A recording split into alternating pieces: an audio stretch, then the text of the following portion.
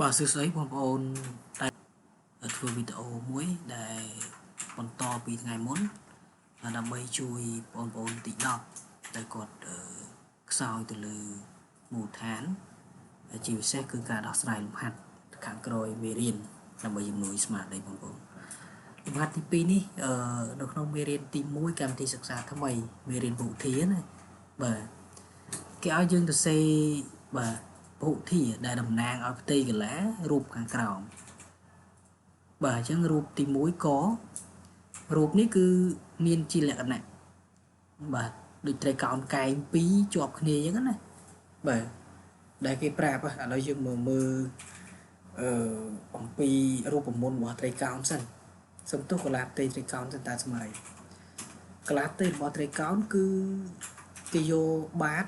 គុណកម្ពស់ចែកជា2បាតគុណកម្ពស់ចែកជា2តោះនេះចឹងបាទអញ្ចឹងគោលដៅរបស់គេចង់ឲ្យយើងបាទសរសេរពហុធាដែលតំណាងឲ្យផ្ទៃកន្លាបាទអញ្ចឹងមានថាធ្វើរកផ្ទៃកន្លា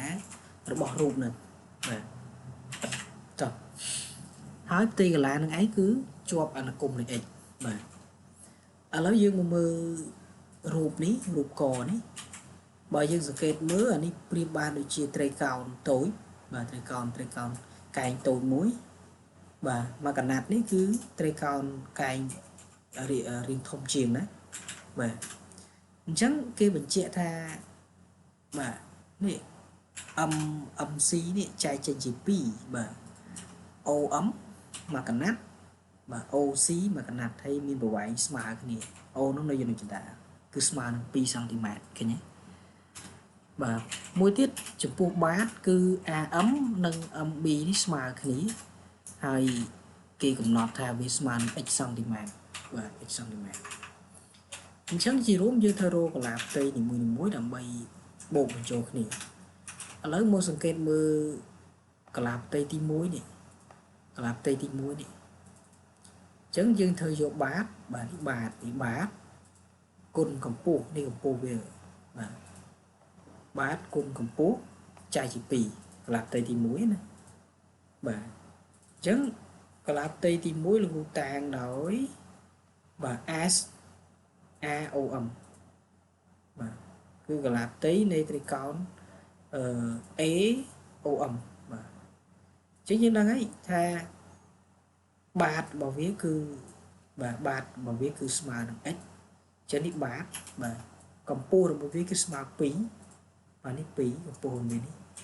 ចម្ងាយពី M ទៅ O នេះ2អញ្ចឹងបាទកម្ពស់2បាត x បាតគុណកម្ពស់គឺកម្ពស់គុណបាតនិងបាតគុណកម្ពស់ដូចតែគ្នាទេគឺ 2x ចែកជា2បាទកលាផ្ទៃមួយទៀតត្រីកោណធំត្រីកោណC បាទ MB CMB ត្រីកោណ CMB មានកម្ពស់បាទកម្ពស់របស់វាគឺគិតពី M ទៅ C បាទនេះ M ទៅ C M ទៅ C យើងមានថាវាស្មើជាមួយនឹង2បាទបូកជាមួយនឹង2ព្រោះ2កន្លះនេះគឺ2បាទកន្លះនេះទៀតគឺ2អញ្ចឹង2បូក2គឺស្មើ4បាទកម្ពស់វាគឺស្មើ4រីឯបាតវាគឺស្មើ x បាទនេះបាតវា MB នេះបាតអញ្ចឹងបាតគុណកម្ពស់យើងមានន័យថា x គុណនឹង4គឺស្មើ 4x ហើយចែក2ដូចគ្នាអញ្ចឹងយើងចែកធ្វើការចែកមកនេះ 2x ចែកពី2បាន x អានេះ 4x ចែកពី2បាន 2x បាទយើងពហុធាបើសិនជាយើងមាន2តួចាប់ពី2តួឡើងទៅយើងហៅពហុធាបើយើងសរសេរជាទម្រង់ x បូក 2x អញ្ចឹងមានថាហ្នឹងជាទម្រង់ពហុធាព្រោះសារវាមានចាប់ពី2តួឡើងទៅប៉ុន្តែដោយសារពហុធានេះតែសំទោសឯកធាតុនីមួយៗនេះគឺវាជាឯកធាតុដូចគ្នាយើងអាចបូកបញ្ចូលគ្នាបានឃើញទេដោយសារវាអានេះក៏ x អានេះក៏ 2x បាទស្វ័យគុណផងវាស្មើគ្នាយើងអាចបូកចូលគ្នាបានស្មើ 3x បាទស្មើ 3x បើសិនជាយើងបូកចូលគ្នាវាខ្លាយជាឯកធាតុវិញដោយសារវាមានមួយតួណាកលាផ្ទៃគឺຂະຫນາດផងវាគឺគិតជាសង់ទីម៉ែត្រការ៉េបាទសង់ទីម៉ែត្រការ៉េបើចូលដល់ខគឺបាទនេះរូបនេះគឺមានបន្តគ្នារហូតដល់4រូប ហើយគេចង់ដឹងថាពេលដែលយើងយកកលាផ្ទៃរូបមួយបូកចូលគ្នាតែចេញមកជាពហុធាតុបែបណាអញ្ចឹងយើងមើលទៅលើរូបទី1នេះរូបទី1នេះគឺការ៉េបាទឃើញការ៉េដោយសារជ្រុងរបស់វាគឺ x ដូចគ្នាអញ្ចឹងផ្ទៃកលារបស់រូបទី1ការ៉េគឺបាទ x គុណ x ហ្នឹងណាបាទជ្រុងគុណជ្រុងទៅ x គុណ x គឺបាទនេះ x គុណ x បាទ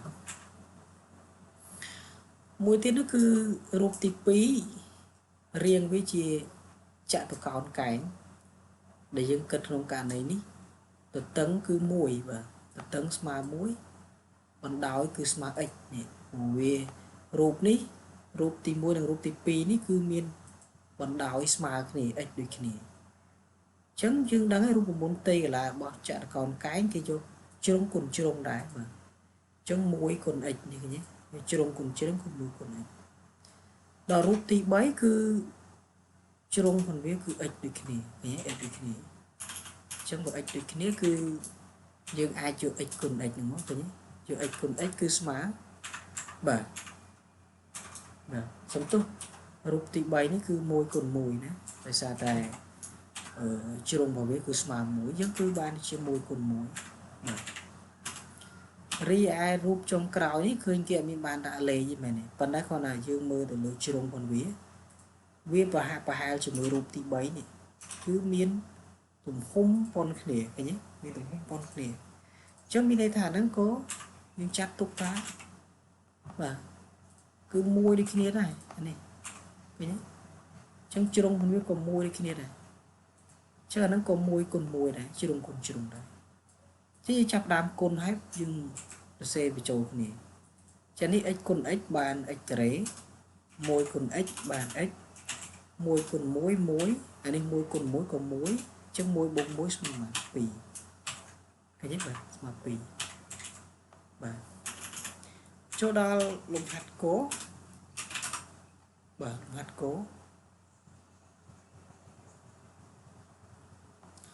នៅក្នុងលំហាត់ករូបនេះគឺជាចតុកោណភ្នាយមែនទេដែលកម្ពស់គឺ x បូក1នេះកម្ពស់បាតធំ 7x បូក3បាតតូច 3x បូក5អញ្ចឹងរូបនេះជាចតុកោណភ្នាយណាហើយយើងដឹងកន្លាផ្ទៃរបស់ចតុកោណភ្នាយគេយកបាតតូចបូកបាតធំឬមួយបាតធំបូកបាតតូចគុណកម្ពស់ចែកនឹង2ឃើញទេចឹងលោកគ្រូយកបាតតូចបូកបាតធំនេះបាតតូចគឺ 3x បូក5នេះបាតតូចបាតធំគឺ 7x បូក3អញ្ចឹងយកអានឹងគុណសន្ទុះបូកចូលគ្នាហើយគុណកម្ពស់របស់យើងគឺ x បូក1នេះឃើញទេ x បូក1នេះគឺជាកម្ពស់ហើយជាកម្ពស់ហើយអញ្ចឹងធ្វើការគុណពលាតអីចឹងមកបាទនេះគុណពលាតអីចែកឲ្យហោហាមកឥឡូវយើងបូកនៅក្នុងនេះនៅក្នុងគេពីសិនអានេះ 3x អានេះ7វាឡើង 10x អានេះ5បូក3 8ឃើញទេលេខ2ភាគបាយសេមុនដែរនេះ x បូក1សេមុនដែរអញ្ចឹងយើងមើលកតាទី1នេះដោយសារអានេះ 10x អានេះ8ជាពហុគុណនៃ2យើងអាចទាញ2ជាកតាបាននេះបាទទាញ2ជាកតាមកអានេះសល់ 5x 8យើងទាញ2ចេញសល់4តោះសម្រួល2ចោលទៅបាទសម្រួល2ចោលអញ្ចឹងពេលដែលយើងសម្រួល2ចោលហើយគឺចេញមកអន្សោមបាទផលគុណនៃពហុធាតុអញ្ចឹងគុណពលាតអន្សោមហ្នឹងបាទគុណពលាត5នេះគឺ 5x គុណ x បាន 5x ការ៉េ 5x គុណនឹង1បាន 5x 4គុណនឹង x បាន 4x 4គុណនឹង1បាន4អញ្ចឹងមើលតួណាដែលមាន degree ស្មើគ្នាអាចបូកចូលគ្នាបានឬអាចហៅថាឯកធាតុដូចគ្នាបាទកាលណាឯកធាតុដូចគ្នាអាចបូកចូលគ្នាបានហើយអញ្ចឹង 5x បូក 4x 9x 5x ការ៉េសេមុនដា4ខាងក្រោយនេះសេមុនដាអញ្ចឹងនេះគឺជាបាទពហុធាតុឃើញទេពហុធាតុចេញពីផ្ទៃកន្លារបស់រូបបាទលំហាត់ចុងក្រោយលំហាត់ខហាត់ខនេះលោកគ្រូទុកកិច្ចការផ្ទះឲ្យយើងរៀនធ្វើប៉ុន្តែលោកគ្រូប្រាប់អំពីរបៀបក្នុងការធ្វើបើសិនជាយើងមើលទៅលើរូប